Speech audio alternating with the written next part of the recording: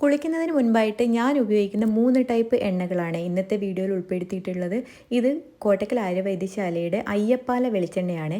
എത്ര ഗുരുതരമായിട്ടുള്ളതും കാലപ്പഴക്കം വന്നിട്ടുള്ളതുമായ താരൻ ഇത് ഉപയോഗിച്ചാൽ മാറും. ആഴ്ചയിൽ 3 തവണയാണ് ഞാനിങ്ങനെ ചെയ്യാറുള്ളത്.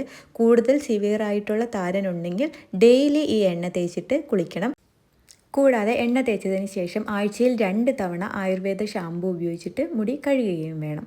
ഇങ്ങനെ ഓരോ ഇഴകളായിട്ട് മുടി എടുത്തിട്ട് തലയോട്ടി മുഴുവൻ നമ്മൾ എണ്ണ തേച്ച് ഇടണം.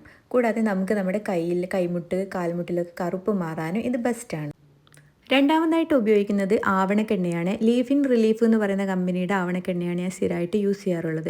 ഇത് നമ്മുടെ പുരികം, കൺപീലിയൊക്കെ കറുപ്പ് നൽകാനും കട്ടിയാകാനും സഹായിക്കുന്നുണ്ട്. അതുപോലെ തന്നെ മുടി വളരാനും തലയിലും നമുക്കിത് യൂസ് ചെയ്യാം. അതുപോലെ തന്നെ ആണുങ്ങൾക്കൊക്കെ മീശ വളരാനൊക്കെ ഇത് മീശയിൽ യൂസ് ചെയ്യാം. പിന്നെ നമുക്ക് നമ്മുടെ വിശാലമായിട്ടുള്ള നെറ്റിയാണെങ്കിൽ നെറ്റിയിലും ഇത് ഇതേപോലെ ചെയ്ത് കൊടുക്കാം. മൂന്നാമതായിട്ട് ഉപയോഗിക്കുന്നത് ഒലീവ് ഓയിലാണ്.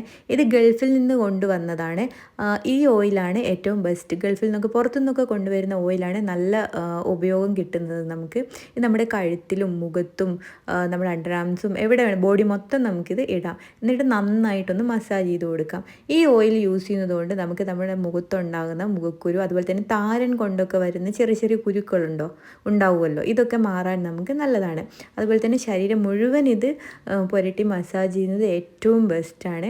പിന്നെ നമ്മുടെ ഈ ബോൺസൊക്കെ നന്നായിട്ട് ഷാർപ്പായിട്ട് കാണാനും ഫേസിനെയൊക്കെ ഒന്ന് സ്മൂത്താക്കി, അതുപോലെ തന്നെ നല്ല ഷേപ്പൊക്കെ ഈ ഒരു ഓയിൽ വെച്ച് മസാജ് ചെയ്യുമ്പം കിട്ടുന്നത് പോലെ എനിക്ക് തോന്നിയിട്ടുണ്ട്. അപ്പം ഞാനിങ്ങനെ ആഴ്ചയിൽ 3-4 തവണ ഇതേപോലെ ചെയ്യാറുണ്ട്. അതുപോലെ തന്നെ ലിപ്പിലൊക്കെ ഇടുമ്പോൾ ലിപ്പിൽ ആ കറുപ്പൊക്കെ നമുക്ക് മാറിക്കിട്ടും. വീണ്ടും കാണാം മറ്റൊരു വീഡിയോ ആയിട്ട്. ബൈ.